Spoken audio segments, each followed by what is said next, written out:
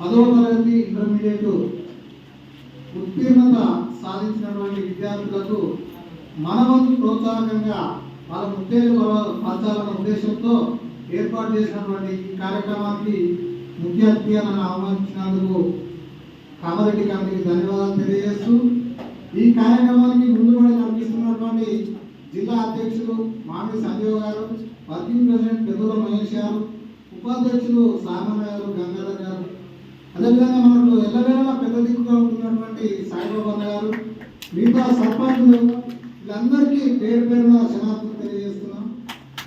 అదేవిధంగా వేదికలో ఉన్నటువంటి కులబంధువులందరికీ శిరస్సు వంచి 10,000 క్షమాపణ తెలియజేస్తున్నాం. ఎందుకంటే మీరు ముందు కూర్చోగలుగుతున్నారు, మీరు వెనుక కూర్చోగలుగుతారు. అదేవిధంగా విద్యార్థులు, ముఖ్యంగా ఇటువంటి కార్యక్రమం విద్యార్థులకు సంబంధించింది కాబట్టి వారికి, ఎందుకంటే రోజు స్కూల్లో కూర్చునే అలవాటు ఉంది, వినే ఓపిక మీకు ఉందని ఆశిస్తున్నాం.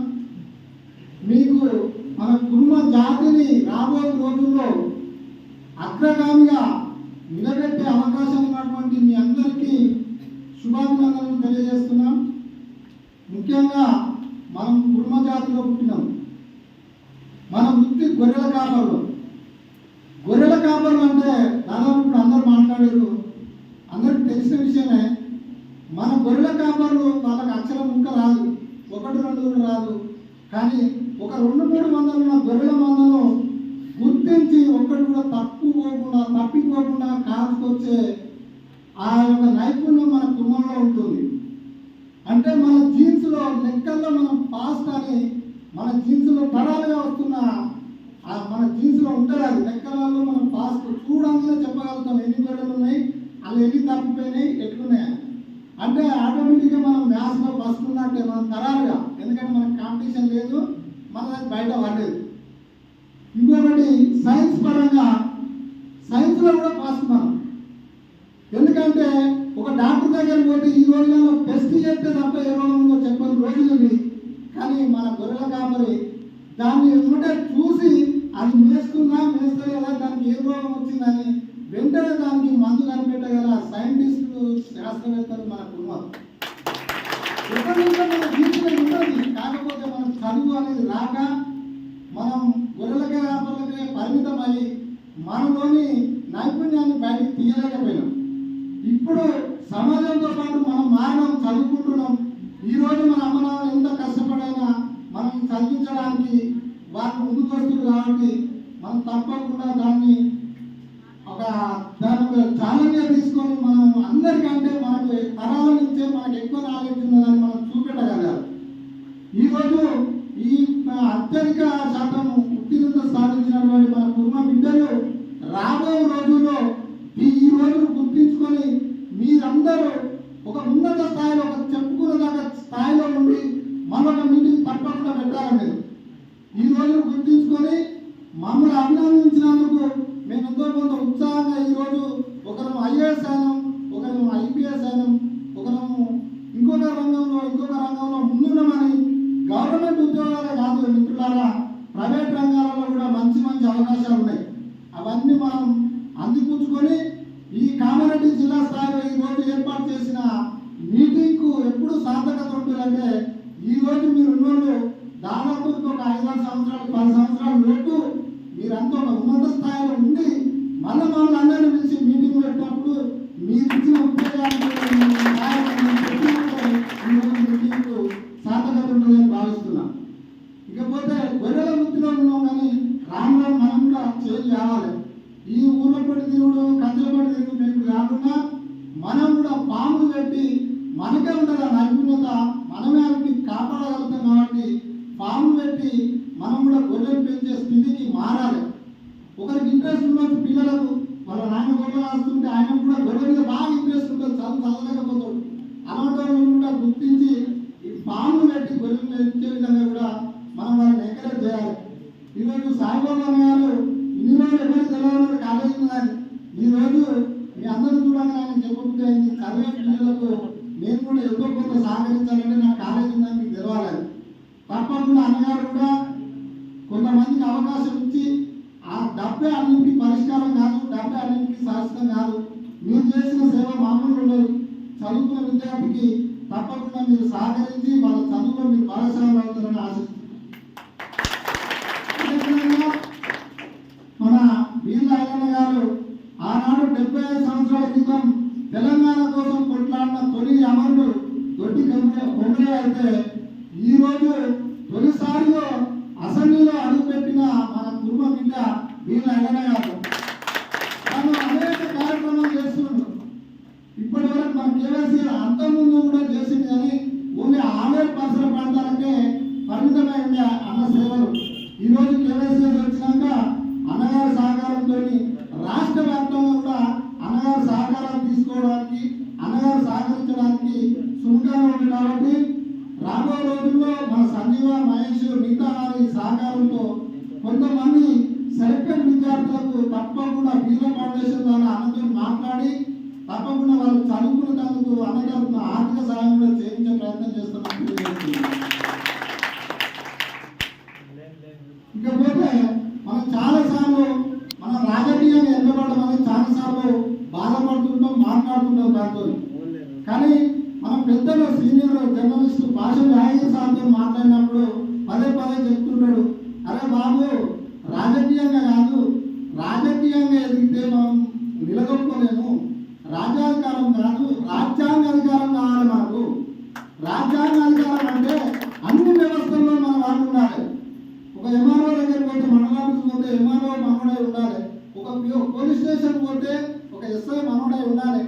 ఇంకో సిస్టమ్ అంటే ఏ వ్యవస్థలో పోయినా కూడా మన వాళ్ళు ఉన్నప్పుడే మనం ఒక సర్పంచ్నో ఎమ్మెల్యేనో ఎంపీటీసీనో ఎదిగినప్పుడు మన వాళ్ళు అన్ని రంగాలలో ఉన్నప్పుడు మాత్రమే మనం నిలదొక్కుకోగలుగుతాం, రాజ్యాధికారం దిశగా పోగలుగుతాం. కానీ మీరు అన్ని రంగాల్లో మన వాళ్ళు లేకుండా ఏదో గాలి వేగమేడలాగా వెళ్తే కూలిపోతాం. మనం ఫస్ట్ రాజ్యాంగాధికారం దిశగా పనిచేయాలి. అన్ని పిల్లలు చదివించాలి. ఫస్ట్ అన్ని రంగాల్లో మన పిల్లలు ఉండాలి. ఒక పోలీస్ స్టేషన్ పోతే ఒక కుటుంబ ఉండాలి. ఇవాళ మనం మీటింగ్ పెట్టుకున్నాం అంటే మన సోదరుడు ఈ కాలేజీలో పనిచేస్తుంది కాబట్టి మనం అందరం గ్యాదర్ కావడానికి అవకాశం వచ్చింది. అదే లేకుంటే వేరే దగ్గరికి మనం పోలేము. అదేవిధంగా ఒక పిఎస్లో మనం తెలిసిన ఆయన మనోడు ఒక ఎస్ఐ ఉంటే ఆయన మనం పరిచయం లేకపోయినా కూడా మన పిల్లలు అలాగే మనకు కొంత ధైర్యం వస్తుంది. ఆయన మాట్లాడినా మాట్లాడకపోయినా అలా పిఎస్ పోతే మనోడే ఉంటాడు అంటే కొంత ధైర్యం వస్తుంది. అదేవిధంగా కొన్ని సమస్యలు సాల్వ్ చేయాలంటే ఇలా మండల ఆఫీసులో ఎంఆర్ఓ కావచ్చు, జిల్లాలో కలెక్టర్ స్థాయి ఫైల్ తీసుకుపోయినప్పుడు మనోడు ఉన్నప్పుడు ఆ ఫైల్ ఏదైనా సమస్య ఉన్నప్పుడు సాల్వ్ చేయగలిగినప్పుడే మనం ఒక లీడర్గా ఎదుగుతాం. మన దగ్గరికి ఒక సమస్య వచ్చినప్పుడు ఆ సమస్యలు సాల్వ్ చేయాలని మనం లీడర్ ఎవరు యాక్సెప్ట్ చేయరు.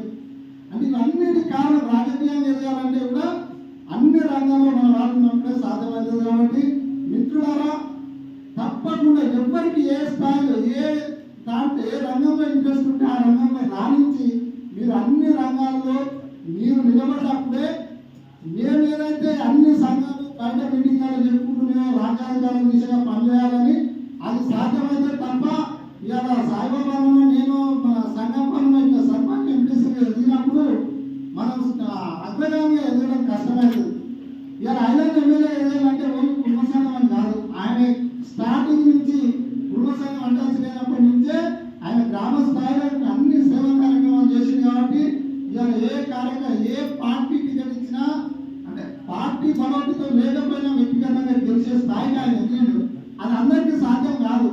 కాబట్టి మీలాంటి విద్యార్థులంతా వివిధ రంగాల్లో మీరు ఉండి మన వాళ్ళని కూడా రాజకీయంగా ప్రోత్సహించినప్పుడే మనకు రాజ్యాంగాలు వస్తుంది తప్ప ఓన్లీ పైసలున్నంత మాత్రమో తెలుగున్నంత మాత్రమో రాజ్యాంగ దిశ పోలేము. అధికారికంగా ఉన్నప్పుడే అది సాధ్యమవుతుంది. రాజకీయం అనేది నాకు తెలిసి ఈ రోజుల్లో అంత ఈజీ కాదు, కానీ పోగలుగుతాం. రాజకీయం ప్రవేశం అయితే చేయగలుగుతాం అంతవరకు నిజం. ఎందుకంటే పైసలు ఉంటే రాజకీయ రంగ ప్రవేశం చేయగలుగుతాం. కానీ అదే ఐఏఎస్ ఐపీఎస్ మామూలు గవర్నమెంట్ జాబ్ ఉంటానన్నా నీకు ఎన్ని పైసలు ఉన్నా సాధ్యం కాదు. నేను 2002-3 నాకు పెద్ద అయిపోయింది. ఒక 15 సంవత్సరాలు నేను హైదరాబాద్లో ఉన్నా కానీ గడుపుపోయిన వాళ్ళలాగా ఎవ్వరికి కనిపించకుండా 15 సంవత్సరాలు కష్టపడ్డాను. నా ఇంటి పక్కన ఊరికి వచ్చేది వెళ్ళిపోయేది నా పని. నేను 15 సంవత్సరాలు కష్టపడితే ఈ రోజు ఒక స్థాయిలో నిలబడగలిగాను. అదే మీరు ఈ 4-5 సంవత్సరాలు కనుక మీరు గట్టిగా కష్టపడ్డట్టయితే నాకు 15 సంవత్సరాలు పట్టింది. మీరు గట్టిగా కష్టపడ్డట్టయితే 4-5 సంవత్సరాల మీ కాలం మీద మీరు నిలబడి కాలం చేసుకొని నేను ఈ స్థాయిలో ఉన్నా అని చెప్పే అవకాశం వస్తుంది. అంటే చదువుకోకపోవడానికి తేడా అది నాకు 15 సంవత్సరాలు పడుతుంది, మీకు 5 సంవత్సరాలు సరిపోతుంది. కావున దయచేసి మేము చెప్పేదన్నీ ఒక్కొక్కరు చెప్పి ఒక్కొక్క పాయింట్ మీరు నోట్ చేసుకొని మీరు ఒక ఐడెంటిఫికేషన్గా బతికినప్పుడు మీకు గుర్తుండే విధంగా ఉండాలని చెప్తున్నాం. సాయిబాబా గారు మాట్లాడుతూ తన సొంత కథనే ఎంత కళ్ళ కట్టినట్టుగా చెప్పిందంటే, అంటే తల్లిదండ్రి పరిస్థితి ఎట్లా ఉన్నా మధ్యలో చదువు ఆగిపోయినా ఆయన చేయలేకపోయినా ఈరోజు ఆయన భార్య ఒక గవర్నమెంట్ ఉద్యోగం నిలబెట్టి అని చెప్పడం జరిగింది. ఆ కసి ఉండాలి, ఆ కసి ఉన్నప్పుడే నేను చేయలేకపోయినా చేపించగలనని చెప్పాలి. ఈరోజు నాకు 2 పిల్లలు, బాబు పాప. మా పిల్లలు కూడా దేవుని దయ వల్ల మంచి చదువుతారు. నాకు చదువు మీద ఎక్కువ అవగాహన లేకపోయినప్పటికీ మా పిల్లలు బాగా చదువుతారని వాళ్ళ 10 పాయింట్స్ వచ్చినప్పుడు తెలుసు నాకు. అప్పటి వరకు నాకు మా పిల్లలు బాగా చదువుతారని తెలియదు. మామూలు స్కూల్ వేసే చదివించిన 10th ఇద్దరికి 10 పాయింట్స్ వచ్చినాయి. ఆ తర్వాత వీళ్ళు మంచిగా చదువుతారని తెలిసింది. మొన్న ఫస్ట్ ఇయర్లో మా పాపకు 453 మార్కులు రావడం జరిగింది. మా బాబుకు సెకండ్ ఇయర్లో 962 మార్కులు రావడం జరిగింది. అయితే అన్ని చెప్పుకుంటూనే మా బాబుతో ఫస్ట్ హాస్టల్ వేసిన వాడు కొద్దిగా దీనంగా భయంగా అన్నం సరిగా తినక బట్టగా ఏదో రంగుతో ఉన్నప్పుడు కనబడేప్పుడు నేను హాస్టల్కి ఏదో మాట చెప్పిన, అదే ఎందుకంటే బాబు నువ్వు భయపడుతున్నావు, చదువు మీద ఏమన్నా ఎక్కువ ప్రెజర్ పడుతుందా నీకు? మా నాయన ఏమి చేయలేదు నాకు, అంటే గుంజాలు సంపాదించి నేను అదేం పట్టుకోలేదు. నేను హైదరాబాద్ పోయి ఓన్లీ నా కష్టం, నా రెక్కల కష్టం నేను సంపాదించుకొని ఇవాళ చిన్న నా కన్స్ట్రక్షన్ బిజినెస్ నేను కన్స్ట్రక్షన్ చేసుకుంటూ బతుకుతున్నా. ఈ రోజు నువ్వు ఏదైనా బిజినెస్ చేస్తా అంటే కొంచెం పెట్టుబడి పెట్టే స్థాయిలో నేను ఉన్నా, నువ్వు చదువు మీద ఎక్కువ కాన్సన్ట్రేషన్ చేసి ఇబ్బంది పడక అని చెప్పిన. చెప్పినప్పుడు వాడు అంటే నా మైండ్ నేను చదువుకోలేదు కాబట్టి నేను బిజినెస్ ఆలోచించిన. వాడు చిన్నగా ఒక మాట ఏమన్నాడంటే నెలకు ఎంత సంపాదిస్తాడు డాడీ అన్నాడు. ఆ నెలకు ₹1,00,000 చేస్తారా అన్న. నేను జేఈఈ మెయిన్స్లో ఒకవేళ ఐఐటీలో ర్యాంక్ వచ్చి నేను సెట్ అయితే నెలకు 10 లక్షల పైన ఉంటుంది ప్యాకేజ్ తెలుసా అన్నాడు. ఇంకా